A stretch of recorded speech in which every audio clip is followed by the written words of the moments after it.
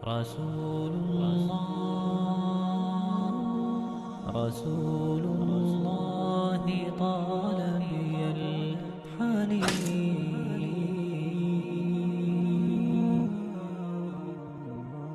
وأرق موجتي شوق دفين.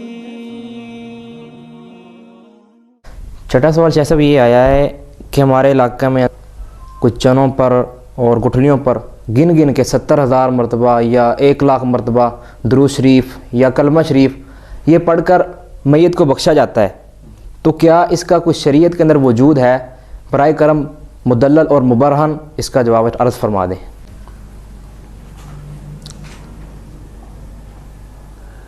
جی وَهَلْ أَفْسَدَ الدِّينَ إِلَّا الْمُلُوكُ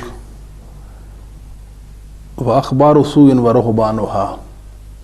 دین کے اندر خرابیاں دو بنیاد پر واقع ہوتی ہیں، ایک تو جو ملوک بادشاہ ہوتے ہیں ان کی وجہ سے، ایک جو علماء سوء ہوتے ہیں صوفی درویش قسم کے لوگ، ان کی وجہ سے دین کے اندر خرابی واقع ہو جاتی ہے. برصغیر پاک و ہند میں صوفیوں کا راج رہا ہے، خانقاہی نظام قائم تھا، لوگ قرآن و سنت سے ناآشنا تھے. یہاں جہالت کا دورہ تھا، یہاں تک کہ جہالت ہوتی تھی کہ بعض علاقوں میں مثلا کسی نے کوئی جانور ذبح کر دیا تو اس کے حوالے سے اختلاف ہوا کہ یہ شرعی طریقہ کے مطابق ذبح ہوا یا نہیں ہوا. اس میں اگر اختلاف واقع ہو جاتا تو قریب کوئی عالم نہیں ملتا تھا کہ وہاں جا کر اسے مسئلہ دریافت کر لیں. دور کسی علاقے میں کوئی عالم ہوتا، موسم گرما ہو، وہاں لوگ جاتے اسے پوچھنے کے لیے مسئلہ کس طرح ایک جانور بکری وغیرہ ذبح ہو گئی ہے تو بتائیے کہ یہ شرع کے مطابق ذبح ہوئی ہے یا نہیں. تو واپس آتے تو وہ گل سڑ چکی ہوتی. تو اب تو اللہ کا فضل ہے، حدیث کا دور ہے، لوگوں میں ایک مذہبی اور دینی شعور پیدا ہو گیا، علم عام ہو گیا ہے. تو وہ جو جہالت کا دور سے لوگوں نے جی فائدہ اٹھا لیا، لوگوں کو قرآن و سنت سے دور رکھا، پکی روٹی کچی روٹی پہ لگائے رکھا اور لوگوں کا مال بٹورتے رہے، کھاتے رہے، ناجائز طریقہ اور ناحق طریقہ سے لوگوں کا مال کھاتے رہے. ایک طرف تو ممبروں پہ یہ کہتے تھے کہ یتیموں کا مال نہیں کھانا چاہیے، دوسری طرف کیا ہوا کہ جناب ختم شریف کے نام سے ان کا مال کھا لیا.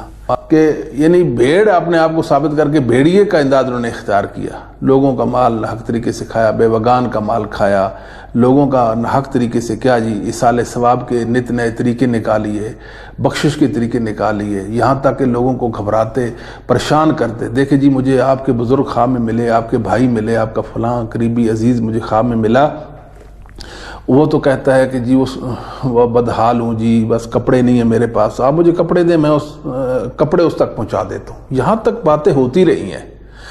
میں نے دیکھا اس کے پاؤں میں جوتا نہیں تھا، آپ مجھے جوتا دیں، میں اس تک جوتا پہنچا دیتا ہوں.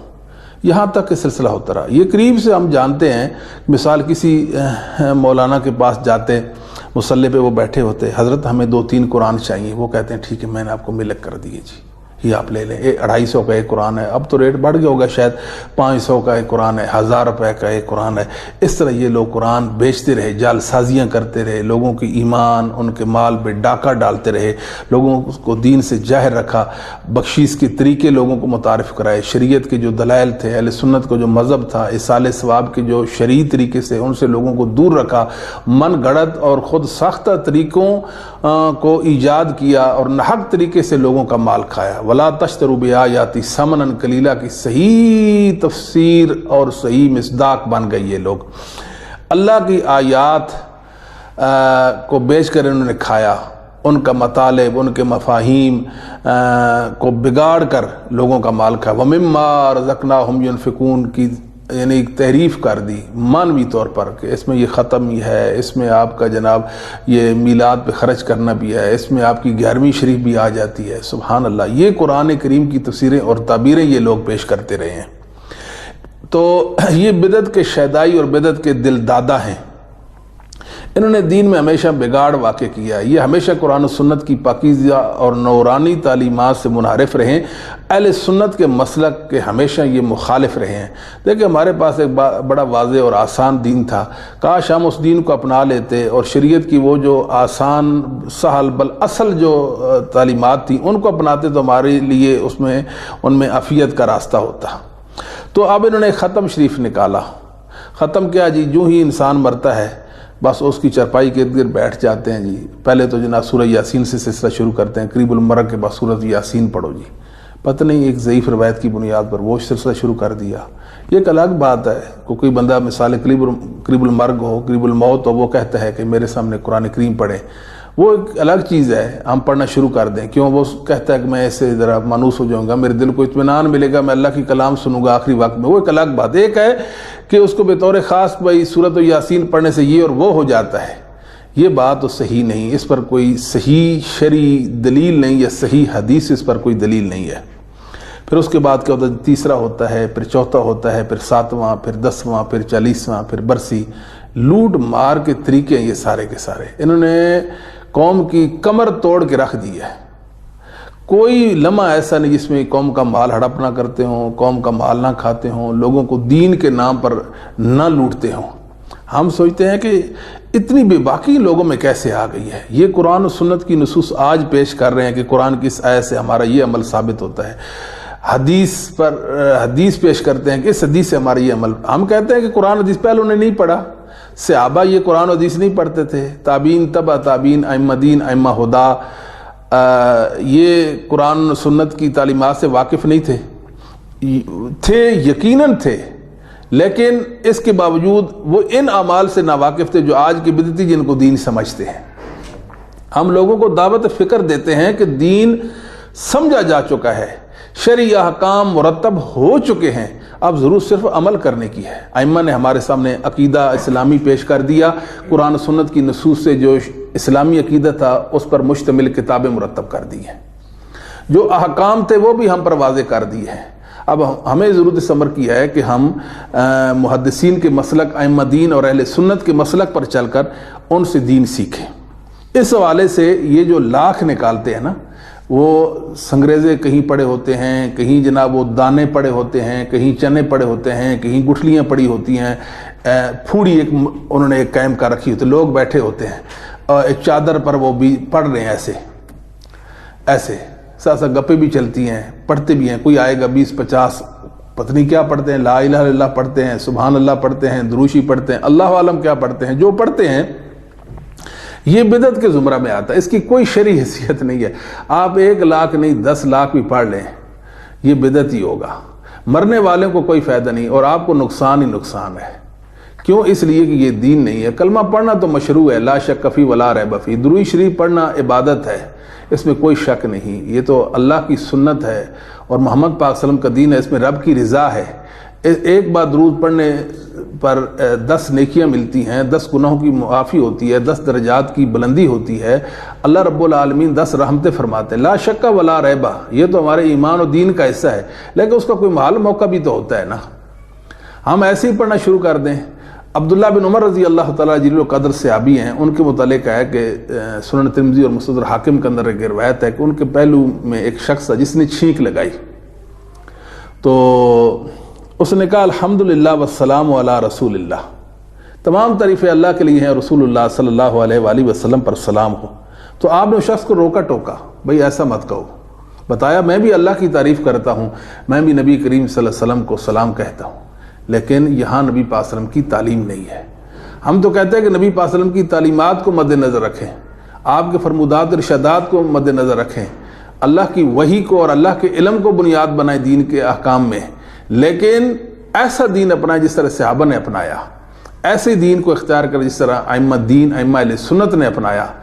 بدعتی جو ہیں یہ بے باک ہوتے ہیں، ان کے پاس کوئی دلیل نہ بھی ہو تو جھوٹ موٹ پر اپنے مذہب کی بنیاد ڈال کر لوگوں کو گمراہ کرتے رہتے ہیں. آپ حیران ہوں گے، ملا علی قاری صاحب ماتریدی مذہب کے ہیں، انہوں نے ایک مشکات کی شرح لکھی ہے، اس کا نام ہے مرکات. وہ اس مرکات کے اندر انہوں نے ایک روایت ذکر کی ہے. اور بدعتی اس روایت کو بنیاد بنا کر یہ آج 70,000 اور 1,00,000 اور 1,25,000 جو ہے نا جی یہ ذکر ثابت کر رہے ہیں. آج آپ کے سامنے وہ روایت پیش کرتے ہیں اور آپ کو اللہ کا ڈر اور خوف دلاتے ہیں اور انصاف کا آپ سے مطالبہ کرتے ہیں. آپ اس روایت کو سنیں اور پھر بتائیں کہ آیا جو لوگ یہ جو لاکھ نکالتے ہیں ان کا مذہب بے بنیاد ہے کہ نہیں, وہ دین میں ایک زیادتی اور بدعت کا کام کر رہے ہیں کہ نہیں کر رہے. وہ روایت کیا ہے؟ وہ لکھتے ہیں کہ شیخ محی الدین ابن عربی کہتے ہیں کہ مجھے حضور سے یہ حدیث پہنچی ہے, نبی کریم صلی اللہ علیہ وسلم نے فرمایا من قال لا الہ الا اللہ 70,000 غفر اللہ لہ ومن قیل لہ غفر اللہ لہ ایضا. جو شخص 70,000 مرتبہ لا الہ الا اللہ کہے اللہ تعالیٰ اس کی مغفرت فرمائے گا, اور جس کے لیے اتنی بار کہا جائے اسے ایصال ثواب کیا جائے تو اس کی بھی مغفرت فرما دے گا. یعنی جس کے لیے یہ لا الہ الا اللہ کہا جائے اس کی بھی مغفرت فرما دے گا. کہتے ہیں ابن عربی صاحب کہتے ہیں چنانچہ میں نے اتنی مقدار میں لا الہ الا اللہ پڑھا اور اس میں کسی کے لیے خاص نیت نہ تھی, یعنی اپنے لیے پڑھا. میں اپنے دوستوں میں سے ایک دوست کے ہاں دعوت پہ گیا, وہاں ایک ایسا نوجوان موجود تھا جس کی کشف کی بڑی شہرت تھی. وہ کھانا کھاتے کھاتے رو پڑا, رونے لگا. میں نے اس سے پوچھا, اس نے بتایا کہ میری ماں کو عذاب ہو رہا تھا. میں نے جب دیکھا چنانچہ میں نے دل میں اپنے پڑھے ہوئے کلمہ طیبہ کا ثواب اپنی ماں کو بخش دیا. تھوڑی دیر بعد وہ جوان ہنسنے لگا اور کہنے لگا کہ اب میری ماں جو ہے وہ اچھی حالت میں ہے اور میں اپنی ماں کو اچھی حالت میں دیکھ رہا ہوں. ابن عربی کہتے ہیں کہ میں نے حدیث پاک کی صحت, یعنی اس حدیث کا صحیح ہونا, اس حدیث پاک کی صحت اس نوجوان کے کشف سے جانی اور اس کے کشف کی صحت کلمہ طیبہ کی صحت سے پہچانی. یہ جناب مرقات شرح مشکات کتاب الصلاۃ ہے, باب ما علی الماموم, حدیث 1142 کتاب جلد 3 صفحہ 222 پر یہ بات مذکور ہے. آپ حیران ہو جائیں, یہ کائنات کا سب سے بڑا جھوٹ جو محمد کریم صلی اللہ علیہ وآلہ وسلم کی ذات گرامی پر ابن عربی ظالم نے باندھا ہے. یعنی وہ کہتا ہے کہ حدیث کی صحت میں نے اس نوجوان کے کشف سے جان لی. کون سی حدیث؟ وہ نوجوان ہو سکتا ہے کوئی شیطان ہو, شیطانی شکل میں متشکل ہو, اس مجلس میں آیا ہو, کیا خیال ہے؟ ابن عربی ظالم تھا. اور میں آپ کو بتاؤں کہ ملا علی قاری صاحب کی یہ دوغلی پالیسی اور ان کا ظلم اور ان کی زیادتی اور ان کا تضاد آپ ملاحظہ کر لیں کہ انہوں نے ابن عربی سے یہ قول نقل کیا کہ ابن عربی کون ہے. پہلے تو یہ معلوم کریں, ابن عربی کی بات تو تب مانیں کہ پہلے جان لیں کہ ابن عربی کون ہے. ابن عربی اس کا نام محمد بن علی بن محمد الطائی الحاتمی المکی ہے جی. یہ 638 میں مر گیا تھا. اس کا لقب ہے محی الدین. محی الدین اس کا لقب, اس لقب سے وہ معروف ہے. تو یہ ملحد تھا, زندیق تھا, زال تھا, مضل تھا, اور یہ وحدت الوجودی جو ہیں, وحدت الوجود کا عقیدہ رکھنے والے, ان کا یہ امام تھا. بلکہ ان غالی صوفیوں کا یہ گرو تھا. یہ اتنا ظالم شخص تھا کہ اس کے کفر پر محدثین نے, علماء دین نے کتابیں لکھی ہیں. مثال کے طور پر علامہ بقائی یہ 885 میں فوت ہوتے ہیں. ان کی کتاب ہے تنبیہ الغبی الی تکفیر ابن عربی. کتاب لکھی اور مارکیٹ میں کتاب موجود ہے, آپ اس کتاب کو پڑھیں. اہل علم کو ہم دعوت فکر دیتے ہیں, آپ اس کتاب کو پڑھیں تنبیہ الغبی کو. آپ کو معلوم ہوگا کتنا یہ غبی اور کتنا یہ نامعقول شخص تھا. یہ گندا کافر تھا, شیطان ابلیس سے بڑھ کر اس کا کفر تھا. یہ کہا کرتا سبحان من اظہر, سبحان من اظہر الاشیاء, سبحان من اظہر الاشیاء وہو عینھا. پاک ہے وہ ذات جس نے یہ چیزیں زہر کر دیں, یہ جانور, یہ پہاڑ, یہ پرندے, یہ چرندے, یہ کائنات کے سارے سلسلے. وہو عینھا, وہ خود یہی ہے. ہر چیز کو اللہ کہتا تھا. وہو عینھا, ہر چیز اللہ ہے. یہ بندر, یہ خنزیر, یہ کتے, یہ انسان, یہ جن, یہ پرندے, یہ جو کچھ کائنات میں ہے وہ سارے کے سارا اللہ یہ کہتے. سبحان من اظہر الاشیاء وہو عینھا. اور اس کا کفر اس کی کتاب فصول حکم کے اندر اور اس کی کتاب الفتوحات المکیہ کے اندر آپ پڑھیں، آپ کانوں کو ہاتھ لگیں، اس کافر کو پڑھنے والا انسان نامراد ہو سکتا ہے، کبھی بھی سعادت اس کو نصیب نہیں ہو سکتی۔ وہ کالا کافر تو بن سکتا ہے، وہ کتے اور بندر خنزیر سے تو بڑھ سکتا ہے، لیکن انسانیت کے درجے سے تو خارج ہو سکتا ہے، اس کو تقوی نصیب نہیں ہو سکتا۔ یہ ایسا گندا ظالم شخص ہے ابن عربی، یہ کافر تھا، پرلے درجے کا کافر تھا۔ اس نے وہ کفر بکا جو یہود و نصارہ کے وہم و خیال میں بھی نہیں تھا، یعنی اکفر من الیہود والنصارہ اس کو کہہ سکتے ہیں۔ یہ یہودیوں سے برا کافر ابن عربی، لیکن بعض صوفی اس کو اپنا امام سمجھتے ہیں۔ ہم حیران ہیں اس بات پہ، آپ کو بتانا یہ چاہتے ہیں کہ مرآت شرح مشکات کے اندر ملا علی قاری نے ابن عربی سے یہ روایت ذکر کر دی۔ ابن عربی کہتا ہے کہ مجھے صحت کا علم اس نوجوان کے کشف سے حاصل ہو گیا۔ کیا جو احادیث ہوتی ہیں اس طرح جھوٹے جعلی گمراہ صوفیوں کی جو باتیں ان سے ثابت ہوتی ہیں، یا حدیث کو صحت اور سقم کے حوالے سے جان پر پہچان کرنے کے حوالے سے حدیث کی محدثین کی اصولوں کو دیکھا جائے گا؟ کوئی ہے ایسا کوئی کہے کہ اس حوالے سے نبی کریم صلی اللہ علیہ وسلم کی سند ہمارے پاس موجود ہے؟ کس کتاب کے اندر، حدیث کی کس کتاب میں اس کی سند، اس کا راوی کون ہے، اس کو بیان کرنے والا کون ہے؟ یہ ایک اڑتی روایت شیطان نے گھڑی، شیطان کے حواریوں نے اس کو نبی پاک صلی اللہ علیہ وسلم کی طرف منسوب کیا اور پھر امت کے اندر اس کو مشہور کر دیا۔ ملا صاحب نے، ملا علی قاری صاحب نے مرکات شرح مشکات کے اندر اس کو ذکر کر دیا اور بدعتیوں کے ہاتھ لگ گئی۔ شیطان کی گھڑی ہوئی روایت، ایک کافر کی بیان کردہ روایت ان کو لگ گئی، انہوں نے لاکھ نکالنے اور 1.25 لاکھ نکالنے شروع کر دیے۔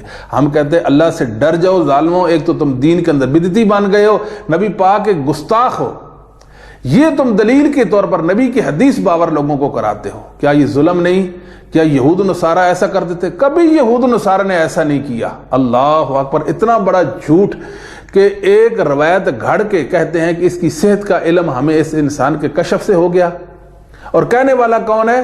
وہ ابن عربی کافر ہے۔ اور میں آپ کو بتاؤں کہ ملا صاحب نے ابن عربی کی عبارت یہاں تو نقل کر دی اور کہا کہ مجھے اس کی صحت کا علم اس نوجوان کے کشف سے حاصل ہو گیا۔ اب ہمارے پاس کتاب ہے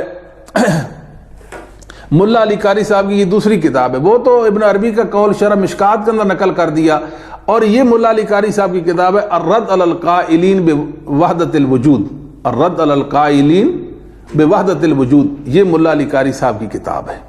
اس کی عبارت میں آپ کو پڑھ کے سناتا ہوں، کہتے ثم اعلم ان من اعتقد حقیقت عقیدت ابن عربی فکافر بالاجماع من غیر نزاع۔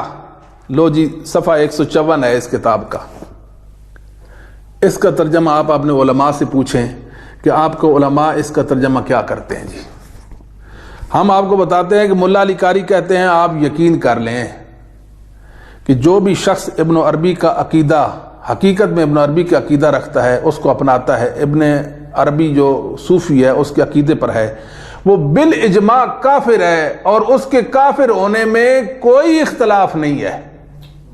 یعنی جو ابن عربی کا عقیدہ رکھے وہ بالاجماع کافر ہو جاتا ہے۔ ابن عربی خود ملا علی قاری کی نزدیک کیا تھا؟ آپ سوچیں کہ ابن عربی کا عقیدہ رکھنے والا تو بالاجماع کافر ہو جاتا ہے، یہ اس کے اندر لکھا ہے، انہوں نے خود لکھا ہے، اور اس کافر کی بات کو اپنی کتاب کے اندر ذکر کر دیا، جو ان بدعتیوں اور ظالموں کے قبر پرستوں کے ہاتھ لگ گئی، انہوں نے اس کو دین بنا لی اور قوم کو لوٹ مار شروع کر دی اور لاکھ نکالنے شروع کر دیے، چادر بچھا لی، لو جی پڑھے جا رہے ہیں۔ کیا پڑھتے ہو تم؟ دلیل کیا ہے تمہارے پاس؟ ایک کافر نے ہمیں بتایا ہے کہ نبی پاک صلی اللہ علیہ وسلم کی حدیث ہے، ظالموں اللہ سے ڈر جاؤ۔ ہم یہی کہتے ہیں، یہ ہماری سختی نہیں ہے، یہ ایک نصیحت اللہ کے لیے، ہم نبی کریم صلی اللہ علیہ وآلہ وسلم کے طرفدار ہیں، تب آپ کو یہ بات کہتے ہیں۔ کیا یہ رسول پاک کی گستاخی نہیں؟ ایک کافر کی بات کو نبی پاک کی بات قرار دیں، شیطان کی لعین کی بات کو اللہ کا دین قرار دیں؟ وہ ظالم شخص کون تھا؟ وہ نوجوان، کیا خیال ہے جس کے مطابق ابن عربی کافر نے ہمیں بتایا کہ وہ جناب رونے لگا، مجھے ماں نظر آئی، میری ماں کو جناب یہ وہ ہو رہا تھا، میں نے وہ جناب جو دل میں کلمہ لا الہ پڑھ رکھا تھا، ماں کو اس کا ثواب مل کر دیا، اصال ثواب ہو گیا، میری ماں کے لیے جناب عذاب میں خفت ہو گئی اور میری ماں جو اچھی حالت میں چلی گئی۔ یہ ان ظالموں نے دین گھڑا جو شیطان سے ان کو نصیب ہوا اور لوگوں کے سامنے پیش کر کے اس پر آج عمل پیرا ہوتے نظر آتے ہیں۔ ان میں ایک انسان بھی ایسا نہیں جو اللہ سے ڈرنے والا ہو، ان میں ایک بھی ایسا نہیں جو عالم دین ہو جس کے پاس نافع علم موجود ہو، ان میں ایک رجل رشید نہیں ہے جو ان سے پوچھو کہ ظالموں یہ چادریں بچھا کر اوپر آپ نے سنگریزے اور یہ آپ نے گٹھلیاں اور یہ چنے رکھے ہیں پڑھ رہے ہو، کوئی دلیل نہیں ہے اس پر۔ یہ دلیل ہے کہ کافر کی بات اس کو آپ لوگوں نے دین بنا لا، اگر اس کے علاوہ کسی کی بات کوئی بات ہمیں پیش کریں لیکن ہم وہ بات نہیں سنیں گے، ہم تو یہ کہیں گے کہ سلف میں تمہارا امام کون ہے؟ کیا یہ کام نبی پاک صلی اللہ علیہ وسلم کرتے تھے، صحابہ کرتے تھے، تابعین کرتے تھے، تبع تابعین کرتے تھے، ائمہ دین کرتے تھے؟ ہمارا تو یہ بھی دعویٰ ہے شاید کہ یہ جو حنفی فقہا ہیں آپ کے، مزعوم فقہا آپ کے، شاید وہ بھی اس سے واقف نہ ہوں جس کو آج آپ نے دین بنا لیا۔ اللہ کے لیے آپ باز آ جائیں، پلٹ جائیں، محمد صلی اللہ علیہ وسلم کی طرف آ جائیں، اللہ کی رضا نصیب ہو جائے گی۔